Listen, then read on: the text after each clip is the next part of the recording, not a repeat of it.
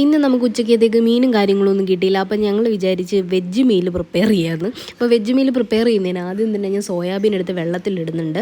Soybean ഒന്ന് വറുത്ത് ഒന്ന് പുരട്ടിയെടുക്കാം എന്ന് വെച്ചാൽ മസാലയൊക്കെ കൂട്ടി പുരട്ടിയെടുക്കാമെന്നാണ് വിചാരിച്ചത്. അപ്പം അതിന് വേണ്ടിയിട്ട് വെള്ളത്തിലിട്ട് വെച്ചിട്ടുണ്ട്. പിന്നെ അതിന് ശേഷം അതൊന്ന് സെറ്റാവുന്നതിന് ആ സമയം കൊണ്ട് നമുക്ക് അവിയൽ ഉണ്ടാക്കാമെന്ന് വിചാരിച്ചു. അവിയലും പെട്ടെന്ന് മലക്കറിയൊക്കെ അരിഞ്ഞ് സെറ്റാക്കിയിട്ട് അവിയലും അടുപ്പത്തങ്ങ് വെച്ചു. അപ്പം ഈ സോയാബീൻ വെള്ളത്തിലിട്ട് വെച്ച സോയാബീൻ ഒന്ന് വേവിച്ചും കൂടെ എടുത്തിട്ട് മസാല ഇട്ട് സെറ്റാക്കുന്നുള്ളൂ.